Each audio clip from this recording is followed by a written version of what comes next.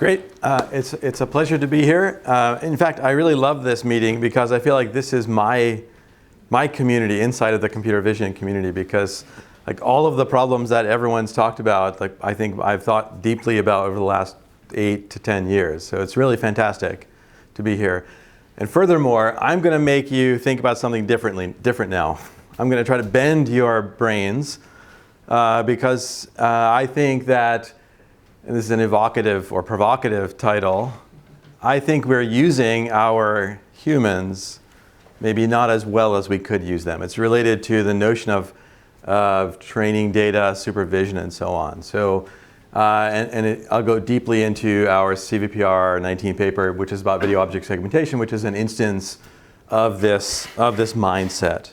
And this is work with my colleague Brent Griffin.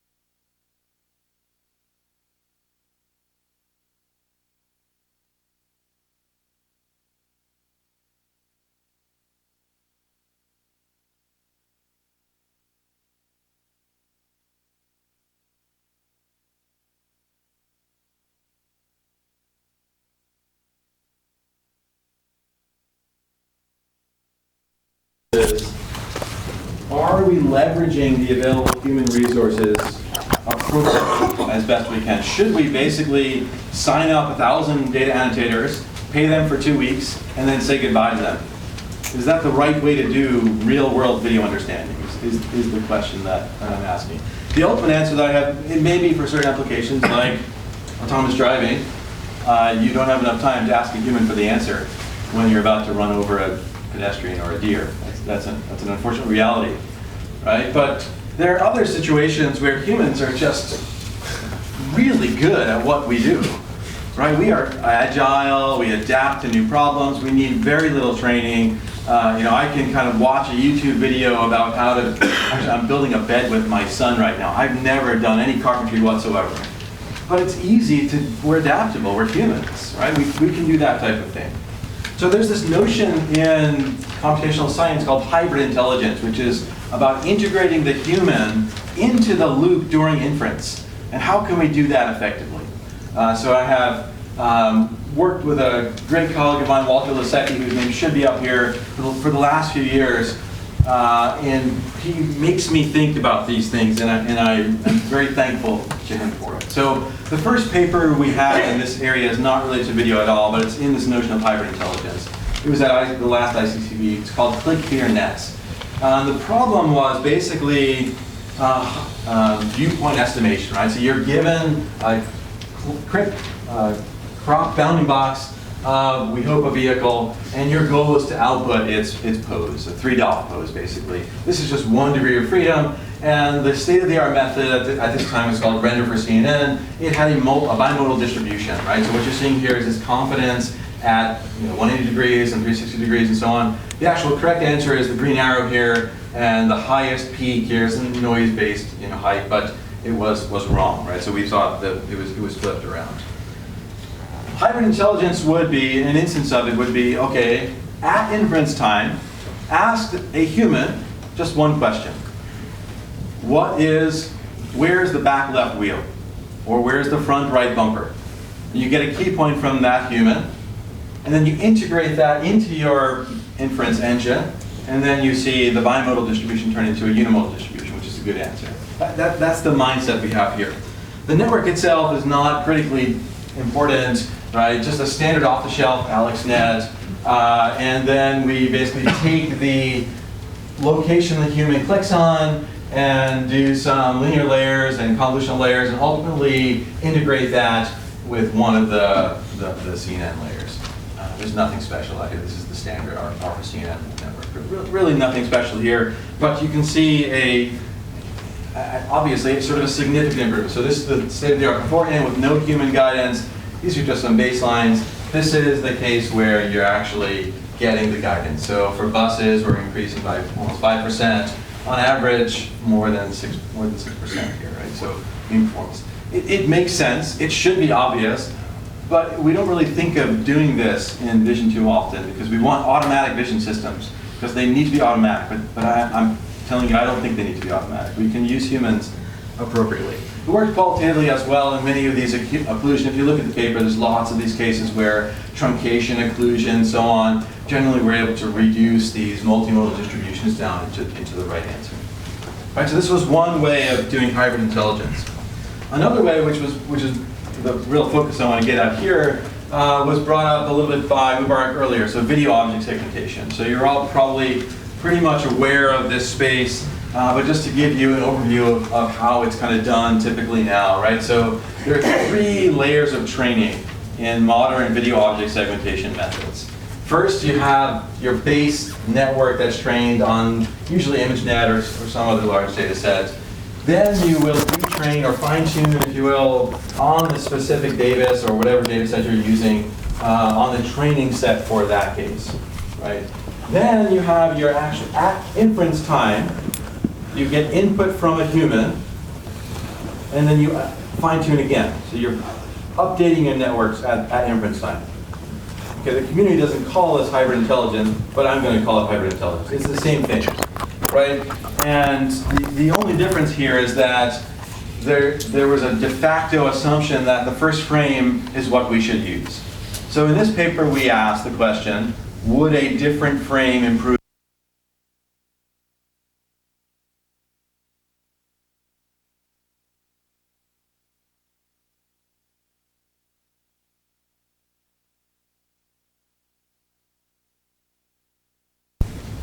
Okay, right, so lots of papers here, so what is there a better way of doing it? And it kind of makes sense. So we were working on a real DARPA project where we needed to actually do video editing on the fly, so kind of like deepfake type things where we would add or remove content from a video.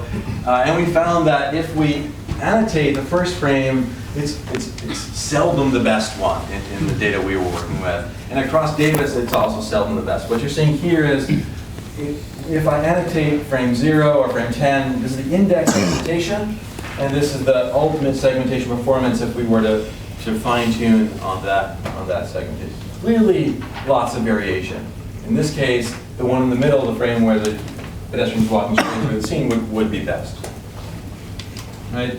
But you can look at kind of different scenarios here, right? So it definitely significantly impacts the performance, right? Frame 1 is the baseline, what is typically done right now in the VOS.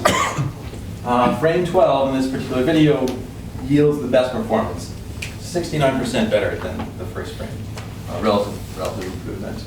Worst performance is, I think, the frame in the middle of the clip, minus 53%, and the last frame is even a little bit better than the first one. Okay. So clearly, evidence that we should suggest, we should learn to select the best frame. Right? We tried, and initially we failed at doing this because there's not a lot of data in Davis, in these segmentation data sets we're working with, because it's expensive to get that labeling. So the initial networks we were trying to train was basically input kind of the frames and just try to predict the performance that this frame would give, and it just wasn't good enough. Okay, so we came up with an alternate training scheme. So rather than trying to directly predict the performance of a frame, we would predict the relative performance of 2 frames. Right, so that's n squared data samples we have. That still wasn't enough to actually do the training we needed. So instead, we added a notion of k random frames for context that we just feed into the network as well, and this really increased the total number of samples we can have. So k was, I think, 3 or 4 in most of our experiments. So now we have n to the 2 plus k, so it's a huge number. And then we're training a network to predict the relative performance difference between these 2 input frames, given these k frames of context. And at runtime, we ultimately, so the method's called bottlenecks, we'll ultimately drop this frame comparison method into a sorting algorithm. We just chose a bubble sort. You could have chosen anything else. I think we chose bubble sort because bottlenecks was a good name. Why not, right? We're trying to get the point across here, right? So this was the way the network was kind of architected. So these are those K reference frames, frame I, frame J. Ultimately, these were fed into a very standard but pretty shallow network after RedNet. Just a few fully connected layers to give the actual performance there. So simple algorithm, simple idea, but quite effective, right? So ultimately, we want to select the best frame, and we'll do that by doing these comparisons and sorting them and so on. It's not perfect, so we're happy with mistakes. It doesn't matter that much. We're going to do better than we were originally, and so on. So let's see how it performs. Just on some examples here. So the thing we want to segment is this card here. First frame gets a performance check card about 1.2. Best one gets, the one we selected gets a performance about 1.7 or so. And you can sort of see the difference here. And this is using Oscos as the underlying segmentation algorithm. The method is indifferent to the actual segmenter that we use. Like we could use MoveRx, for example, and we'd see slightly better scores as well. And these, the performance improvements sort of work across the board on all the data that we tried, all the videos that we tried here.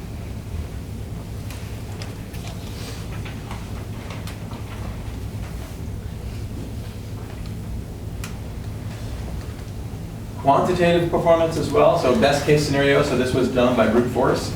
If we were to train on each of the possible frames we could have in the whole data set, this is the upper bound. This is what bottlenecks gets, this is what first frame gets, so we're halfway there. So this is a good right problem if you guys want to take the idea and beat us. I love when people beat me, it's good. Worst case scenario as well, brute force, and so on. Random frames, random was better than first actually. So that was kind of an interesting surprise. And this was just to demonstrate we applied it to two different algorithms, and the improvement in performance was there. Right. So just overview key takeaways here are that right. So we kind of use bubble sort to exhaustively iterate through many possible comparisons to improve the robustness and select the best frame from that for human labeling. Code is available as typically from my group, and just to bring it up a little more high level again. So, right, so the thesis in this talk and this work is that, right, I think when we're building real vision systems, we should think carefully about the constraints, the operating conditions that we're actually working in. And if a human can be in the loop, right, we want to apply computer vision in the OR or in healthcare, for example, right? I want the best possible scenario. I don't need the answer all the time. My human's typically there to give it a good answer, give good insight. We should leverage humans better. And so I don't know how to conceptualize this. As I was listening to the talks, I was trying to think of what it would be, right? So on Case's graph, the end of his slide, like he had, I think like quality of depth of insight and numbers of labels. I think there's a third axis maybe, like, you know, when is the human involved, right? Your whole graph was at pre-training time. You know, you can think of how to get them involved later on. That's maybe one way to think of it. I'd also like to think of it like a modality. I mean, I know I'm sort of marginalizing humans, but I'm a human, so that's okay. Like maybe we're another modality, and we should think about sort of training with human behavior and how we would expect the answers for a particular application, and so on. So those are the thoughts that come to mind, and I'm happy to take some questions.